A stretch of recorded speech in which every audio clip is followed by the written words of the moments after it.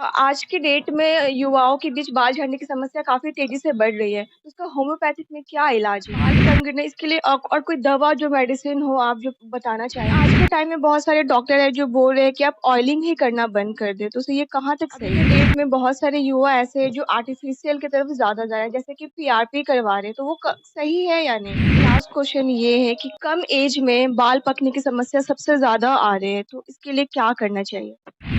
नमस्कार, मैं अनन्या, आप देख रहे हैं ग्राउंड ज़ीरो मीडिया। वर्तमान में युवाओं के बीच बाल झड़ने की समस्या काफ़ी तेज़ी से बढ़ रही है।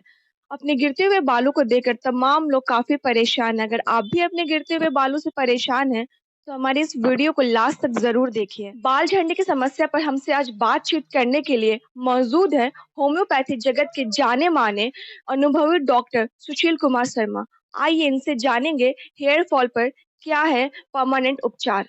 सबसे पहले हमारे चैनल पे आपका स्वागत है सर। धन्यवाद। सर आज की डेट में युवाओं के बीच बाल झड़ने की समस्या काफ़ी तेज़ी से बढ़ रही है। उसका होम्योपैथिक में क्या इलाज है? बाल झड़ने की समस्या जो है, सबसे पहले ये जानिए कि इसका जुड़ाव आपके पेट से है और पेट से जुड़ाव होने का मतलब कि आपका खान-पान आजकल जो है फ़ास्ट फ़ूड वग़ैरह जो आप लोग सेवन कर रहे हैं, ये सब बंद करना पड़ेगा और अंकुरित अनाज वग़ैरह, हरी साग-सब्जियाँ, फल वग़ैरह का सेवन करना पड़ेगा। और जैसे मान लीजिए बाल झड़ने के लिए डैंड्रफ बहुत ज़्यादा ज़िम्मेवार है। डैंड्रफ 2 तरह का होता है, एक व्हाइट होता है, एक येलो होता है। तो व्हाइट डैंड्रफ के लिए हमारे यहाँ जो है सल्फर, नेट्रम्यूर 2 प्रमुख दवा है और येलो डैंड्रफ के लिए थूजा नाम की एक दवा है, वो है। इन तीनों दवा में से कोई दवा जो सबसे ज़्यादा लक्षणानुसार आपके लिए सूटेबल हो, उसका आप अगर किसी अच्छे डॉक्टर और अनुभवी डॉक्टर से परामर्श लेकर सेवन करें और खान-पान अपना ठीक रखें, तो डैंड्रफ की समस्या कम हो जाएगी और बाल झड़ना स्वतः कम हो जाएगा। सर कहीं न कहीं आप ये बताना चाहते हैं कि खाना-पीना सही करना सबसे ज़्यादा ज़रूरी है। हाँ, खान-पान तो आपको ज़रूर सुधारना पड़ेगा क्योंकि आधुनिक जीवन शैली जो है, ये तमाम रोगों के लिए अकेले ज़िम्मेवार है। इसलिए आपको बाज़ारू सामान, फ़ास्ट फ़ूड वग़ैरह बंद करना होगा और ज़्यादा से ज़्यादा हरी साग-सब्ज़ी, फल-फूल, अंकुरित अनाज वग़ैरह का सेवन करना पड़ेगा ताकि आप पूरी तरह स्वस्थ रहें और उससे आपका बाल भी स्वस्थ रहेगा, बाल भी कम सर बाल कम गिरने इसके लिए और कोई दवा जो मेडिसिन हो आप जो बताना चाहेंगे? हाँ, दवा जो मैंने बताया कि डैंड्रफ के लिए जो है नेट्रम्यूर, सल्फर, थूजा ये 3 प्रमुख दवाएँ हैं। और डैंड्रफ के अलावा भी कुछ लोगों को जो गंजेपन जैसा बाल्डनेस जैसा होता है ना?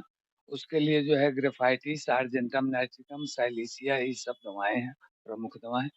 इन सब का किसी अच्छे अनुभवी डॉक्टर के परामर्श से आपको दवाओं का सेवन करना चाहिए।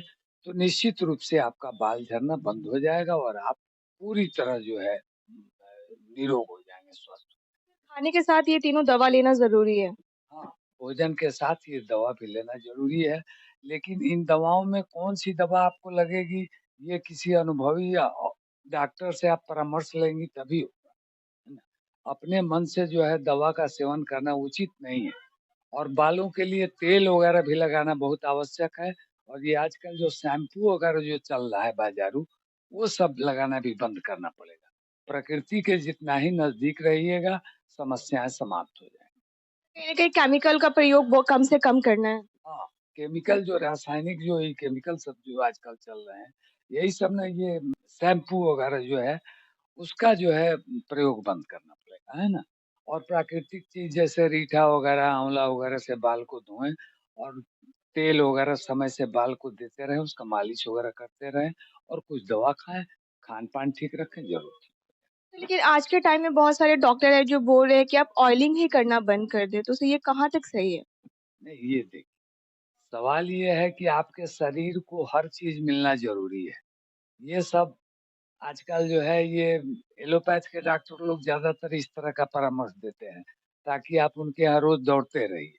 और मैं जो परामर्श दे रहा हूँ, वो दे रहा हूँ कि आपको मेरे यहाँ आने की कम ज़रूरत पड़े और आप स्वतः स्वस्थ रहें, इसलिए मैं इस तरह का परामर्श क्योंकि अभी के डेट में बहुत सारे युवा ऐसे हैं जो आर्टिफ़िशियल की तरफ ज़्यादा जा रहे हैं, जैसे कि पीआरपी करवा रहे हैं, तो वो क सही है या नहीं? ये आर्टिफ़िशियल बाल लगवाना जो है स्वास्थ्य के लिए बहुत नुकसानदायक है। इन द होल आपको इतना ज़्यादा नुकसान होगा कि हो सकता है कि आगे चल के आपको कैंसर वगैरह से भी सफ़र करना पड़े, है ना? इसलिए वो सब मत करिए। प्रकृति के नज़दीक रहिए और प्राकृतिक रूप से कोशिश करिए कम से कम दवा खा कर के या होम्योपैथिक दवा खा कर के जो अपने बालों को ठीक कर लें। सर एक लास्ट क्वेश्चन ये है कि कम एज में बाल पकने की समस्या सबसे ज़्यादा आ रही है, तो इसके लिए क्या करना चाहिए? बाल पकने के लिए भी पेट ही आपका ज़िम्मेवार है और कुछ हेरिडिटी होती है, वंशानुगत। तो वंशानुगत या पेट की गड़बड़ी के कारण, तो इसके लिए प्रॉपर ट्रीटमेंट होम्योपैथी का आपको कराना चाहिए। आपका पेट जैसे-जैसे ठीक होगा और ऐसे ऊपर से लगाने के लिए आप आर्निका हेयर ऑयल वगैरह लगा सकती हैं, है ना? और अंदर से कुछ दवाएँ किसी डॉक्टर के परामर्श से खाएँगी तो निश्चित रूप से बाल पकना भी बंद हो जाएगा। बहुत-बहुत धन्यवाद सर।